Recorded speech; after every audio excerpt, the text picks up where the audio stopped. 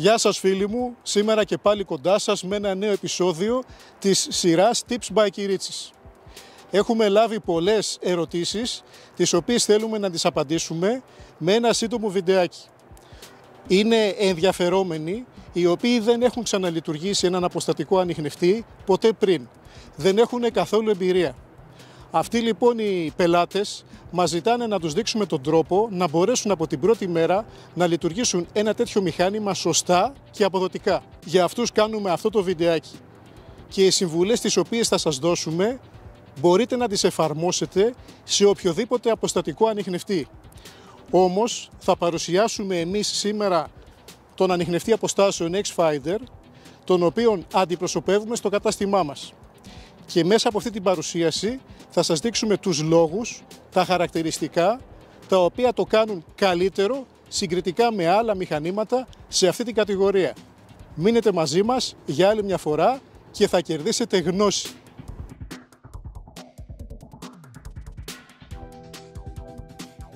Στους αποστατικούς ανιχνευτές δεν υπάρχει κάποιο μενού ή ρυθμίσεις για να μάθετε. Αυτό που χρειάζεται να κάνετε είναι να καταφέρετε να το ισορροπείτε, να το ζυγίζετε, να είστε σταθεροί δηλαδή στο κράτημα και στο περπάτημα και όλα τα άλλα θα έρθουν μόνα τους όπως θα σας δείξω. Γι' αυτό φίλοι μου το μηχάνημα χρησιμοποιήστε το πρώτα απ' όλα χωρίς μπαταρίες, εδώ όπως βλέπετε δεν υπάρχουν μπαταρίες μέσα στην μπαταριοθήκη για να μάθετε μηχανικά το κράτημα και το περπάτημά του. Πρώτα απ' όλα πρέπει να είμαστε χαλαροί. Δεύτερον, το χέρι μας το έχουμε εδώ σε 90 μοίρες γωνία. Το μπράτσο δεν θα είναι κολλητά στο σώμα. Όλα θα είναι πολύ χαλαρά. Πολύ σημαντικό, η κεραία θα πρέπει να έχει μια μικρή ελαφριά κλίση προς το έδαφος. Ασχοληθείτε λίγο με το κράτημα. Δεύτερον, προχωρήστε να μάθετε να το κρατάτε σταθερά ενώ κάνετε σαρώσεις. Δηλαδή, είμαι ακίνητος και κάνω αυτή την σάρωση αριστερά-δεξιά με το χέρι μου. Προσέξτε, είμαι σταθερός και η μόνη κίνηση έρχεται εδώ από το βραχίωνα. Αυτό θα πρέπει να το κάνετε για όσο χρειαστεί, μπορεί 10 λεπτά, 15, 20, μισή ώρα, ούτως ώστε να είσαστε βέβαιοι ότι κρατάτε το μηχάνημα σταθερά. Δηλαδή το μηχάνημα δεν φεύγει, δεν προσπαθείτε να το ισορροπήσετε. Μένει από μόνο του σταθερό. Βλέπετε?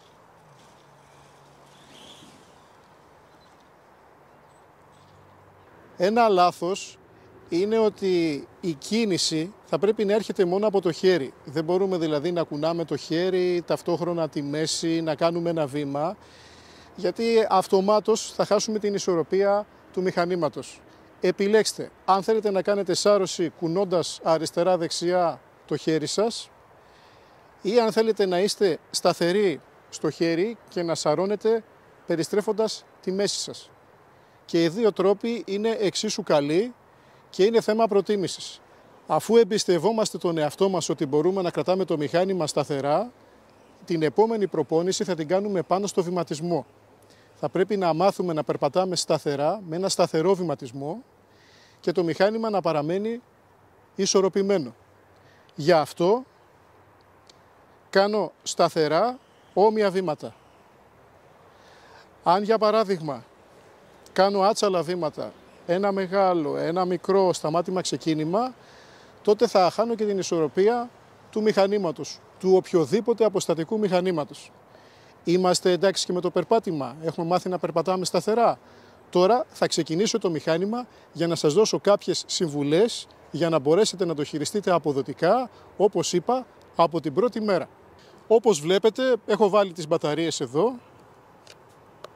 Το μηχάνημα ξεκινάει αυτόματα βιδώνοντας τη λαβή του και αυτόματα θα με πάει στη λειτουργία ground balance.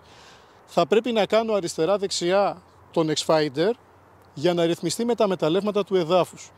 Κατά τη διάρκεια αυτού του χρόνου η κεραία μπορεί να κολλάει στον ορίζοντα.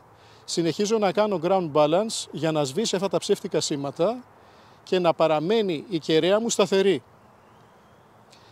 Αυτό είναι ένα πολύ σημαντικό χαρακτηριστικό του X-Finder γιατί θα σβήσει τα ψεύτικα σήματα από το μετάλλευμα. Και υπάρχουν πολλοί αποστατικοί ανιχνευτές οι οποίοι δεν σας προσφέρουν αυτή τη λειτουργία. Ούτως ώστε να μπορείτε να δουλεύετε ανεπηρέαστοι από μεταλλεύματα, σιδηρόπετρες, χρυσόπετρες, οτιδήποτε μετάλλευμα έχει η φύση. Θα χρησιμοποιήσω χρυσές λίρες για να κάνω τη δοκιμή. Οτιδήποτε μεταλλικό αντικείμενο επιλέξετε, υπάρχει και το αντίστοιχο πρόγραμμα στη μνήμη του X-Finder. Έχει επιλογές συχνοτήτων για όλα τα μέταλλα. Όταν θα βάλετε κάποιο δείγμα στο έδαφος, είναι καλό για να κάνετε σωστά την προπόνησή σας, αυτό να είναι θαμμένο ελεύθερο, να μην είναι μέσα σε κάποιο νάιλον δηλαδή. Βάζουμε λοιπόν τις λίρες εδώ, στο χώμα, και για να δώσουμε το εφέ της παλαιότητας, γιατί με τους ανιχνευτές αποστάσεων περισσότερο κυνηγάμε τα ιόντα παρά το ίδιο το μεταλλικό αντικείμενο, ρίχνω μπόλικο νεράκι. Αυτό θα βοηθήσει να πιάσουμε το στόχο σαν να είναι παλιά θαμμένος. Για τους λόγους του βίντεο θα βάλω και αυτόν τον κόνο επάνω για να καταλαβαίνετε την κατεύθυνση που θα μας δίνει το μηχάνημα. Σε πολλούς αποστατικούς ανιχνευτές η συχνότητα είναι κλειδωμένη. Το πρόβλημα με τα μέταλλα είναι ότι δεν έχουν μια σταθερή συχνότητα, γιατί τις περισσότερες φορές δεν είναι καθαρά, είναι κράματα. Φανταστείτε για παράδειγμα το χρυσό. Ξεκινάει από τα 24 καράτια, μπορεί να καταλήξει μέχρι τα 9. Και οι προσμίξεις που έχουν αυτές οι κατηγορίες χρυσού μπορεί να είναι με χαλκό, με ασίμι, μπορεί να είναι με οτιδήποτε άλλο μέταλλο. Στον X-Finder υπάρχει δυνατότητα να ρυθμίζουμε τη συχνότητα. Δηλαδή, ανάλογα το μεταλλικό αντικείμενο που χρησιμοποιούμε, επιλέγουμε και το αντίστοιχο μέταλλο, το αντίστοιχο πρόγραμμα συχνότητας. Μπορούμε τη συχνότητα αυτή να τη μεταβάλουμε, ούτως ώστε να πιάνουμε αυτό το κράμα μετάλλου και να αγνοούμε τα άλλα. Είναι πολύ σημαντικό. Για παράδειγμα, εάν αφήσετε τη συχνότητα στο 5000, θα χτυπάει και 24, θα χτυπάει και χρυσόπετρες και θα χάνετε το χρόνο σας. Όσο αυξάνετε τη συχνότητα, τόσο κατεβάζετε τα καράτια. Όταν κάνουμε έρευνα για λίρες, είναι καλό να δώσουμε τουλάχιστον 250 Hz επάνω, να πάμε δηλαδή στο 5250-5258 για να αποφύγουμε το φυσικό χρυσό, ο οποίος είναι μεγάλο πρόβλημα. Και σε οτιδήποτε άλλο μέταλλο μπορείτε να κάνετε το ίδιο. Και αν έχετε και ένα δείγμα μετάλλου, μπορείτε να το βάλετε κάτω, να σκανάρετε τις συχνότητες και να βρείτε εκεί που κλειδώνει πιο δυνατά η κεραία. Λοιπόν, εγώ έχω κάνει τη ρύθμισή μου εδώ στη συχνότητα και η έρευνα γίνεται με αυτόν τον πολύ απλό τρόπο. Κάνω τη σάρωση αριστερά-δεξιά, όταν η κεραία βρεθεί ακόμα και λίγο πριν το στόχο, κλειδώνει προς αυτή την κατεύθυνση, όπως εδώ βλέπετε. Τώρα θα πρέπει να είμαι προσεκτικός, με χαλαρές κινήσεις, να δώσω το χρόνο στον ανιχνευτή, καθώς κάνω τη σάρωση από την αντίθετη κατεύθυνση, να κλειδώνει πάλι προς το στόχο.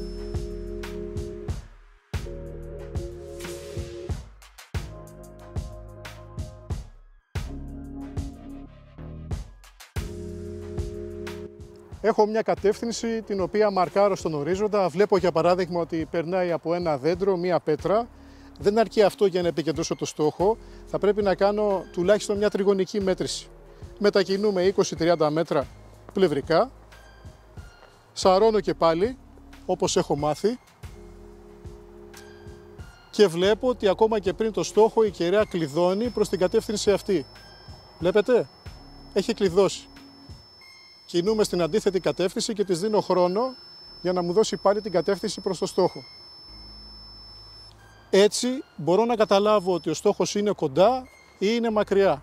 Αν οι δύο γραμμές, οι δύο ευθείες είναι κλειστές, ο στόχος είναι κοντά. Αν οι δύο ευθείες είναι πιο παράλληλες μεταξύ τους, ο στόχος είναι μακριά και θα πρέπει να κινηθώ 50, 80, 100 μέτρα μπροστά, να κάνω πάλι δύο μετρήσεις για να τριγωνίσω και να κεντράρω το στόχο. Όταν περιορίσω το στόχο σε ένα μικρό σημείο, μόνο τότε θα κάνω περπάτημα. Γιατί το περπάτημα, ο βηματισμός στο βουνό είναι πολύ δύσκολο να γίνει και ταυτόχρονα να κρατάω ζυγισμένο, να ισορροπώ ένα ηλεκτρονικό αποστατικό μηχάνημα, το οποιοδήποτε αποστατικό. Ξέρω λοιπόν ότι το σημείο τομής από τις δύο μετρήσεις που έχω κάνει είναι κάπου εδώ. Βαδίζω προς το στόχο, όταν θα τον πατήσω και θα τον περάσω, η κεραία διπλώνει, όπως βλέπετε. Μαρκάρω αυτό το σημείο, στρίβω και έρχομαι από την αντίθετη κατεύθυνση. Έχω μπροστά μου το στόχο. Έρχομαι προς το στόχο, τον πατάω, τον περνάω και η κεραία διπλώνει. Και αυτό θα το κάνουμε και σταυρωτά.